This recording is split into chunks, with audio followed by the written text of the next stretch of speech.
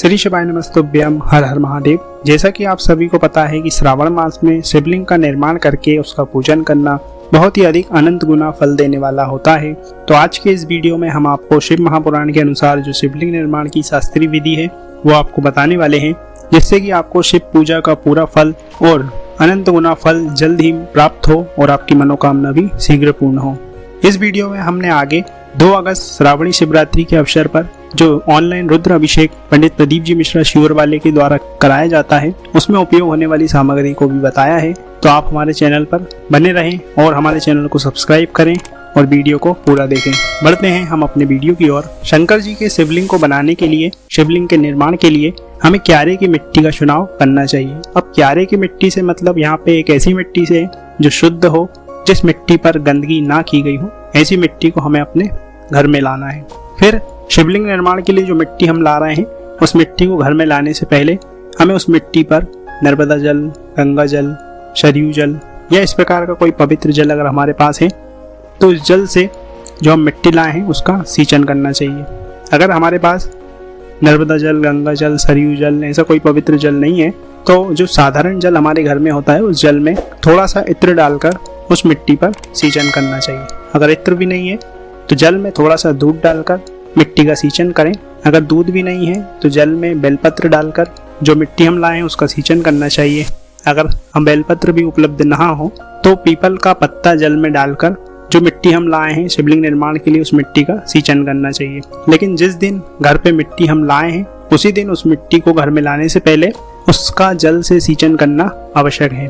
फिर जिस दिन हम शिवलिंग का निर्माण कर रहे हैं उस समय से पहले या तो एक दिन पहले ही या 1 घंटे पहले, आधे घंटे पहले एक जल पात्र में जल भरकर उसे कटोरी से ढककर उस कटोरी पर एक चावल का दाना रखकर उस पात्र को रसोई घर में जहाँ पे पानी रखने का स्थान है वहाँ पर 1 घंटे, आधे घंटे के लिए रख दें।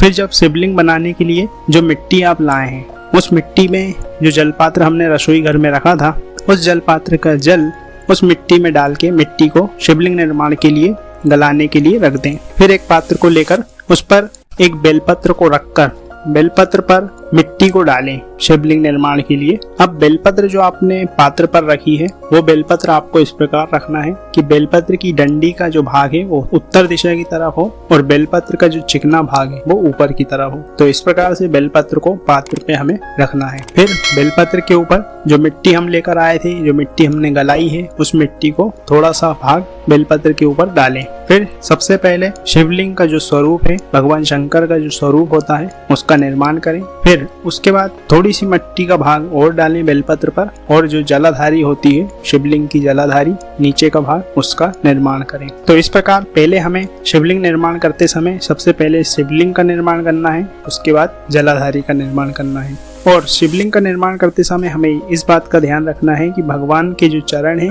वो उत्तर दिशा की तरफ हो, इस बात का विशेष ध्यान रखना। अब 2 अगस्त मासिक श्रावणी शिवरात्रि के अवसर पर जो ऑनलाइन रुद्र अभिषेक हर वर्ष पंडित प्रदीप जी मिश्रा के द्वारा कराया जाता है उसमें उपयोग होने वाली जो सामग्री है उसको भी हम जान लेते हैं कि कौन सी सामग्री उपयोग में आने वाली है। तो इसमें जो उपयोग में आने वाली सामग्री है वो है जल, 108 चावल, 21 गेहूं के दाने, 5 कमल गट्टे, 21 काली मिर्च, 1 चुटकी काली तिल, 7 बेलपत्र, 7 समीपत्र, 1 धतूरा, 7 लाल फूल। अगर 7 लाल पुष्प जो हैं वो गुलाब के अगर मिल जाते हैं आपको तो ये श्रेष्ठ है। अगर गुलाब के लाल फूल नहीं मिलते हैं, लाल गुलाब नहीं मिलता है तो कोई भी लाल फूल आप जो है भगवान को चढ़ा सकते हैं। अब जो अभिषेक और पूजा की जो सामग्री है, अभिषेक सामग्री में दूध, दही, घी, शहद, शक्कर और पूजा सामग्री में इत्र, गंगा जल, 3 गोल सुपारी, रौली, मौली, अबीर, गुलाल, कपूर, चंदन, 2 जनेऊ, 1 गणेश जी के लिए और 1 शंकर जी के लिए, लौंग, इलायची,